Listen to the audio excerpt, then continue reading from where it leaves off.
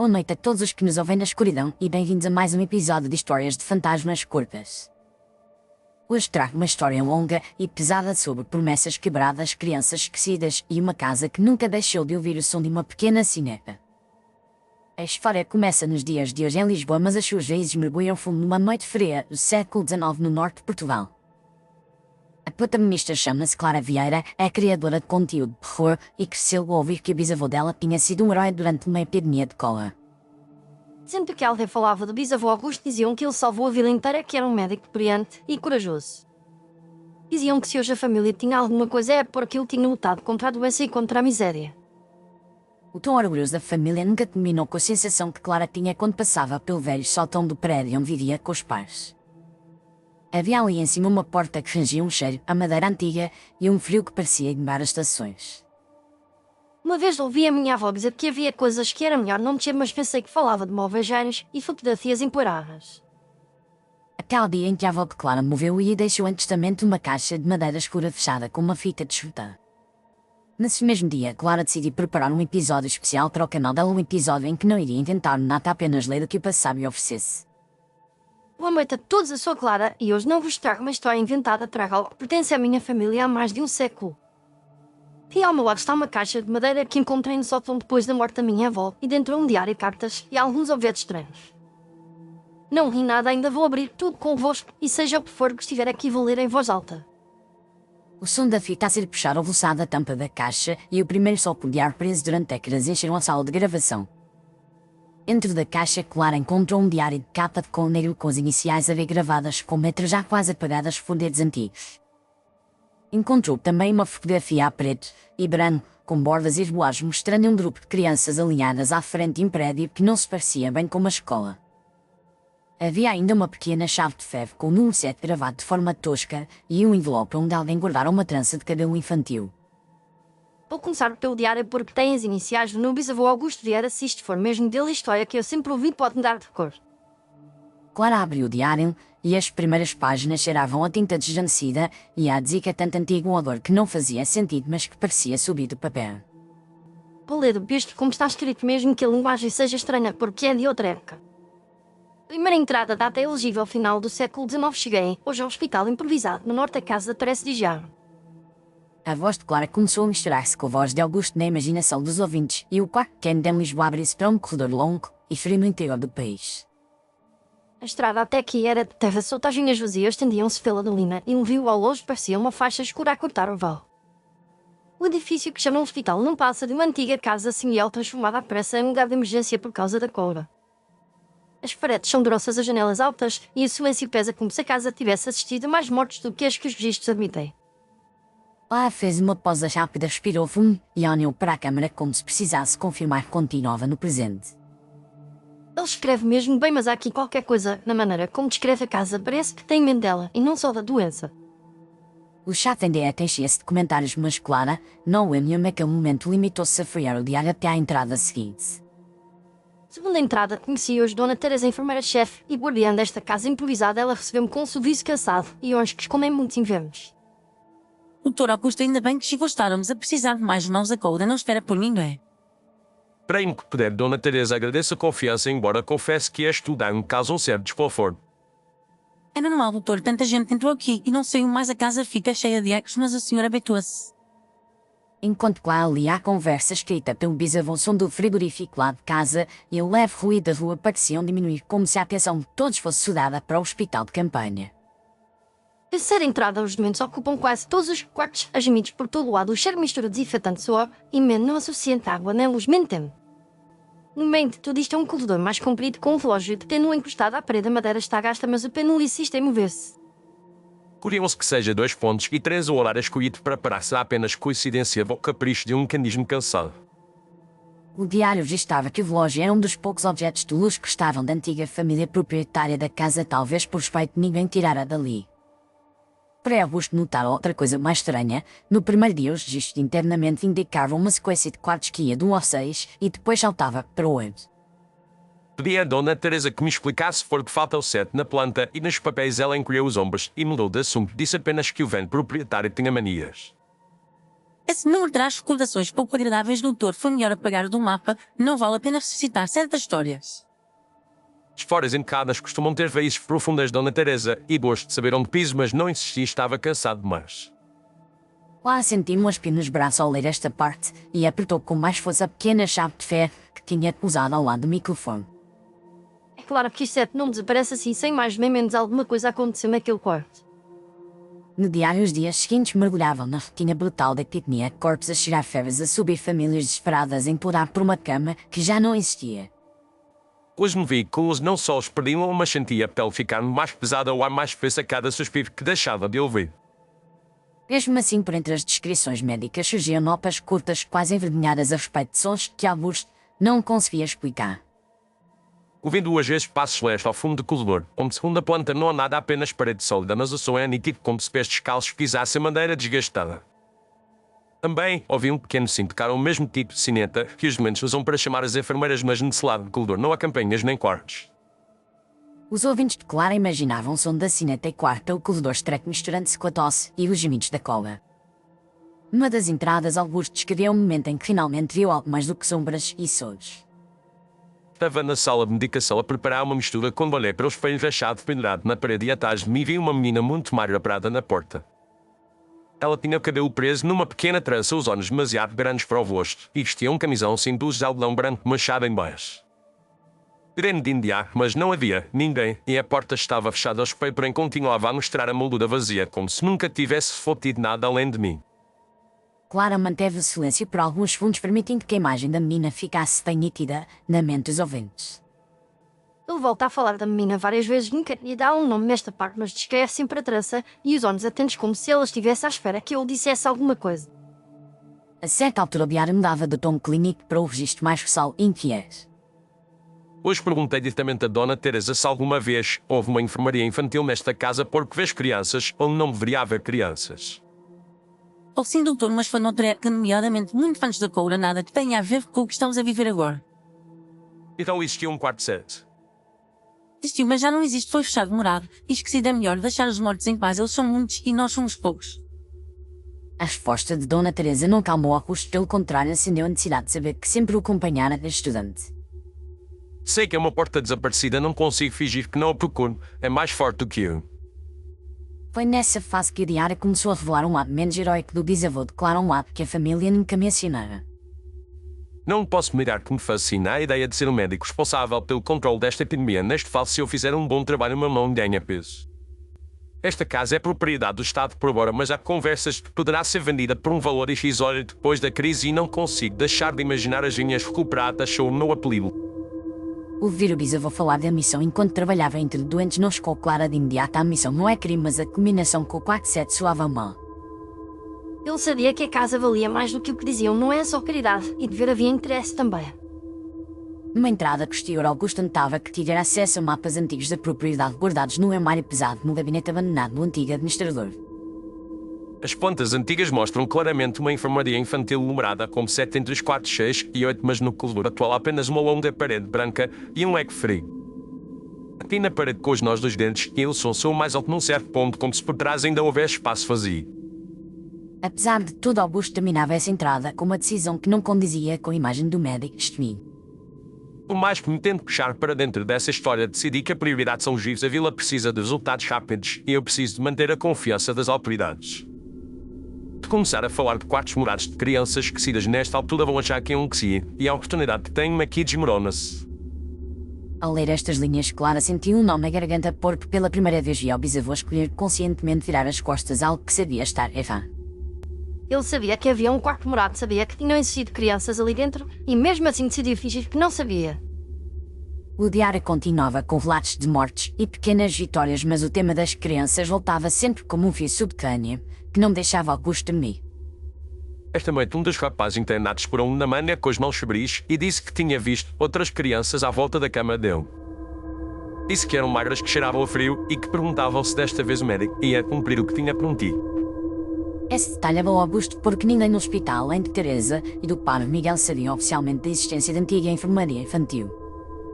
Perguntei ao rapaz que médico era este quem falava e ele respondeu que era o mesmo de sempre, que usava o mesmo avental branco e os mesmos olhos caçados. Augusto que se dante momento causou-nos das crianças do passado, todos os médicos eram só uma figura branca que prometia salvação e entregava abandono. Foi então que decidiu enfrentar Teresa e Miguel com mais firmeza, embora ainda tentasse manter um tom racional. Dona Teresa, preciso que me diga exatamente o que aconteceu no quarto 7, porque os mortos andam pelos corredores e pedem as respostas. O que aconteceu ali não foi decisão minha, doutor, foi ordem dos de cima, e benção do padre. Eu era jovem, obedeci, e achei que era certo para salvar o resto da gente. A levar um sacrificando, outros é assim tão simples. Quando o medo entra pela porta da frente, a moral escapa pela porta das traseiras. É assim que acontece nas aldeias foras. Miguel, o parvo da vila, entrou em cena quando percebeu que o médico já sabia demasiado para se deixar calar com meias palavras e superstições. No fim digo, meu filho, porque o senhor podia ser uma mete venha conversar comigo à capela, porque há segredos que só se dizem diante de um altar e mesmo assim em voz baixa. O diário descreve Augusto a subir as escadas estreitas da pequena capela ao lado da casa, Simeal sentindo o ar ainda mais pesado do que no hospital. Houve outra doença antes desta e houve crianças que não tinham para onde e foram fechadas na aula infantil para as proteger e para proteger os outros. O médico da época prometeu que as libertaria assim que a febre baixasse, mas a febre não baixou e a porta acabou por ser selada com as crianças lá dentro. Eu abençoei essa decisão porque acreditei que estava a salvar a vila inteira da extrema unção à distância e rezei para que Deus completasse o que nós não tivemos coragem de fazer cara a cara. E agora elas pedem que eu faça aquilo que vocês não fizeram, abrir a porta e olhar para o que deixaram lá dentro. Talvez peçam, talvez só queiram que alguém escreva a verdade. O problema é que a verdade tem um custo que nem todos estão dispostos a pagar. O custo para Augusto era evidente, arriscar o prestígio, a carreira e o possível futuro como proprietário daquela terra valiosa. O custo para a vila é e que o seu passado estava manchado por uma decisão difícil, mas ainda assim cruel. O diário entra então numa fase em que Augusto luta consigo mesmo entre os meros interesses e a consciência. Se eu calar a história do quarto 7 faz parte do crime, e ganho na casa, e as vinhas se eu abrir a parede e contar tudo, posso perder tudo, mas talvez consiga dormir um pouco melhor. Nesse ponto, Clara fez uma pausa mais longa e afastou ligeiramente o diário como se precisasse de ar. É que as histórias de família falavam de sacrifício e coragem, mas aqui eu vejo cálculo e hesitação. Alguns ouvintes do canal começaram a comentar que todas as famílias têm fantasmas escondidos em fotografias antigas e escrituras baratas. Clara decidiu continuar antes que a coragem e o fugisse pelos dedos. Entrada seguinte noite, tempestade, o relógio do corredor parou outra vez às 3h13, mas desta vez o som da sineta no fim do corredor não parava. A sineta tocava como se mãos pequenas a sacudissem com a agência parecia vir de trás da parede onde sei que devia existir o quarto 7. Tendo uma lanterna e em ferramentas andei sozinho pelo corredor enquanto os enfermeiros dormiam ou fingiam dormir para não terem de saber. Augusto descreve com pormenor como o ar se tomou mais frio a cada passo e como o chão parecia ranger debaixo de pés invisíveis. Quando cheguei ao ponto em que o som era mais nítido, encostei a orelha à parede e ouvi algo que me gelou, não ouvi aspirações curtas intercalar com o tilintar da sina. Não é possível, não havia ninguém vivo ali dentro há muitos anos, mas o som é claro como o das camas ocupadas pelos doentes. Mesmo assim, ele recuou nessa primeira noite, não abriu a parede, limitou-se a marcar com um giz o ponto exato onde o som era mais forte. Voltei para o meu quarto e escrevi estas linhas na esperança de que o ato de escrever fosse suficiente para acalmar os mortos, mas logo percebi que não era. As entradas seguintes mostravam o ambiente a degradar-se ainda mais doentes, mais corpos, mais medo na vila. Uma delas, uma mulher idosa do vilarejo, abordou Augusto quando ele descia para buscar mantimentos. O doutor sei que está a tentar fazer o seu melhor, mas há uma dívida aqui que não foi paga. As crianças daquele ano não tiveram ninguém a segurar-lhes a mão na hora final. Enquanto ninguém lhes devolver um nome e a história, elas vão continuar a se amar pelos médicos, pelos padres e por que mandar nesta casa. E o que a senhora acha que eu posso fazer afinal? Não posso trazê-las de volta e se mexer no que foi feito posso perder um pouco porque consigo ter um tiro ao giz. Ou pelo menos não continuar a ganhar em cima da silêncio delas, doutora, terras que dão vinho e outras que só dão sangue. Esta frase voltou a aparecer mais à frente, anotada de novo por Augusto como se a tivesse ouvido ecoar várias vezes dentro da cabeça. Em paralelo aos fenómenos, o diário mostrava um detalhe que Clara não esperava encontrar junto às páginas manchadas de tinta e sol. É um documento de compra e venda anexado entre duas folhas onde se lia que anos após a etnia uma parte da propriedade passara para o nome da família Vieira por preço simbólico. Portanto, depois de tudo, a nossa família ficou mesmo com as vinhas e com a casa ao que gostava dela. Com esta informação em mãos, Clara sentiu pela primeira vez que a maldição não é apenas uma história distante que se passara com gente jantada. A maldição parecia agora atravessar o tempo e tocar a prosperidade da família dela. As crianças tinham pedido que a casa não fosse usada para lucro nenhum, então nós falhamos com ela geração após geração. Voltando ao diário é um ponto em que Augusto parece finalmente ceder ao peso da culpa e da pressão dos mortos. Decidi que não posso continuar a fingir que o 47 nunca existiu esta noite. Quando o relógio bater as 3:13 vou abrir a parede, nem que seja Suzy. Frevo isto como testemunho no caso de algo me acontecer se estas palavras chegarem a alguém que pensaram que tentei fazer pelo menos uma coisa certa. A descrição da abertura da parede é uma das partes mais intensas do caderno, mas Augusto evita pormenores macabros, concentrando-se sobretudo nas sensações. Quando retirei as primeiras pedras, o ar que saiu era mais frio do que qualquer noite de inverno que já vivi. Tinha um cheiro seco de um lugar onde não intervento há muitos anos. A luz da lanterna tremia dentro do braço, mas antes de ver de qualquer forma pensei ter ouvido uma voz fina dizer que eu estava atrasado muitas horas e muitos anos. Continuei a alargar a abertura e assim que consegui espreitar para dentro vi alinhadas sombras de pequenas figuras imóveis de pé, como se ainda esperassem pela visita de um médico.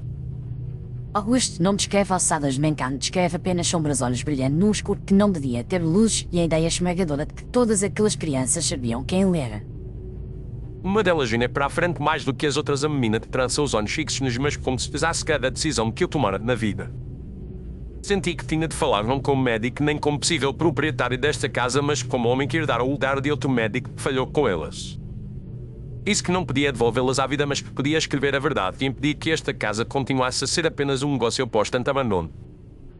Aqui que Augusto fala pela primeira vez de condições que julga ouvir das próprias crianças, como se elas negociassem a paz com ele. Senti nas minhas entranhas a ideia de que elas aceitariam calar a sineta se duas coisas fossem cumpridas. Primeiro, que toda a história fosse escrita sem esconder nomes. Segundo, que a casa e as terras nunca fossem usadas apenas para o lucro, que se tomasse lugar de memória de luto e de cuidado para crianças vivas. A primeira condição parecia estar a ser cumprida naquele momento, porque ele escrevia com mão para mão mais depressa do que alguma vez escrevera. A segunda dependia do futuro e dos eventos que só que nem sequer tinham nascido. As últimas entradas do diário são curtas e cada vez mais desorganizadas, como se o tempo escorresse por entre os dedos de Augusto. Fui hoje ao administrador tentar convencê-lo a deixar esta casa fora das futuras vendas. Disse que ali havia um santuário esquecido e que não era lugar para comércio. Chamaram-me impressionável, disseram que a cólera me tinha afetado a razão e que mais tarde eu agradeceria por ver esta propriedade transformada em fonte de rendimento familiar.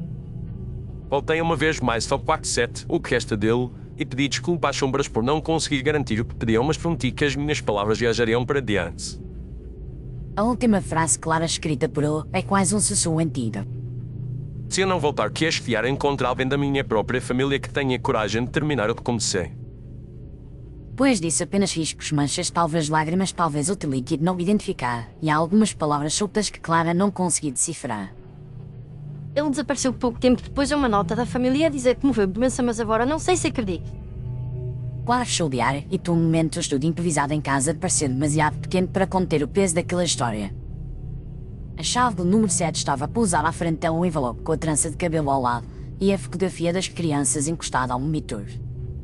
Se as condições eram contar a verdade e não lucrar com esta casa, falhamos em ambas, porque a família ficou com as terras e chamou ao bisavô herói sem contar o verso.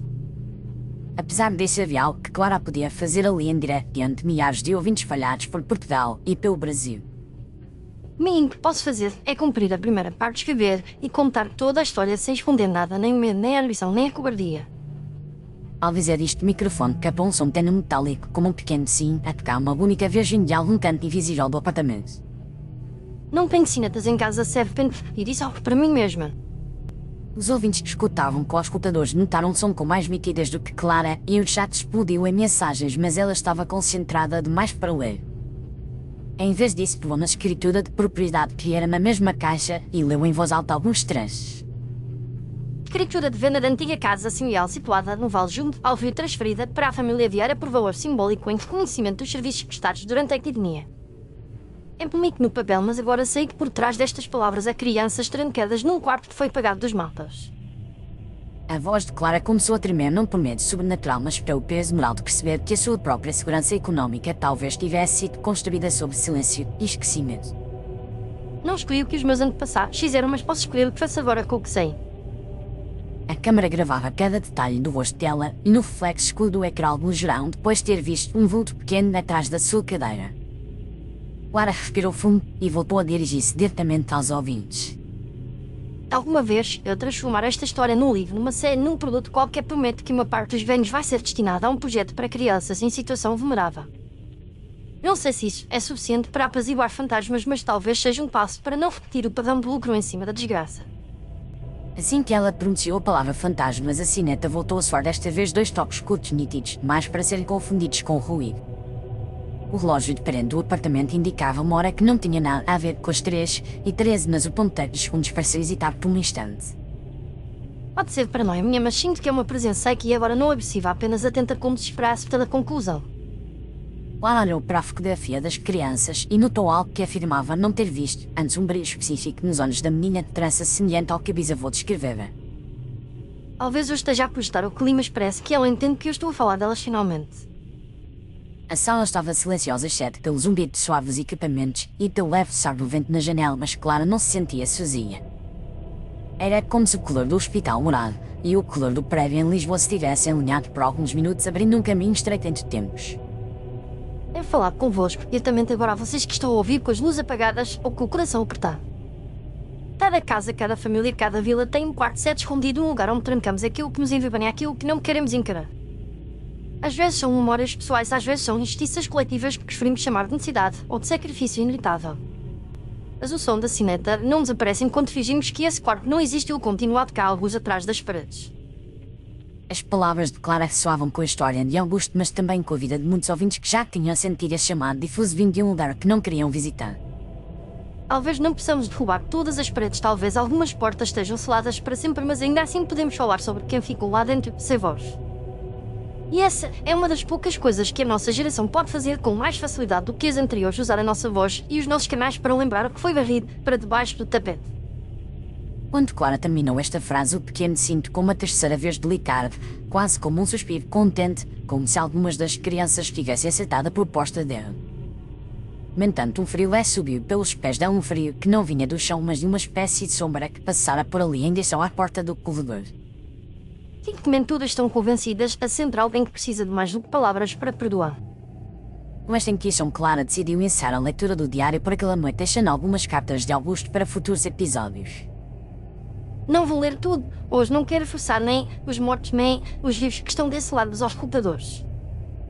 Ela fechou o diário com calma, arrumou a fotografia às cartas e a trança no interior da caixa, mas deixou a chave número 7 do lado fora pousada sobre a secretária. Esta chave vai ficar aqui comigo à vista, não como troféu, mas como lembrete que ainda há coisas para mim dentro e fora desta história.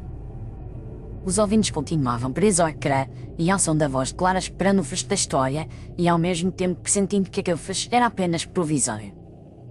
É a altura perfeita para mir o passado sombrio à presença da audiência que consumia aquela história pela internet. Chegaste até aqui, se ouviste a história do quarto set até ao fim, quero agradecer-te do fundo do coração pela tua companhia nesta noite pesada. Num mundo em que tanta coisa é encoada para os esquecimentos, escolher ouvir uma história sobre crianças esquecidas é um pequeno ato de coragem. Se esta história tocou de alguma forma, se te arrepiou ou fez pensar, eu peço que deixe um gosto no vídeo, isso ajuda muito o canal a chegar a mais pessoas. Convido também a subscreveres o canal Histórias de Fantasmas Curtas para não perderes as próximas histórias deste e de outros mundos assombrados. Se quiseres partilhar o que sentiste durante a história, escreve um comentário contando se ouviste a sineta do outro lado, se viste alguma coisa estranha no reflexo atrás de mim. Ainda um pedido especial: se quiseres apoiar de forma mais direta o canal e ajudar-me a continuar a contar histórias longas como esta, podes usar o código QR no canto inferior direito do vídeo ou o link para doações que está na descrição.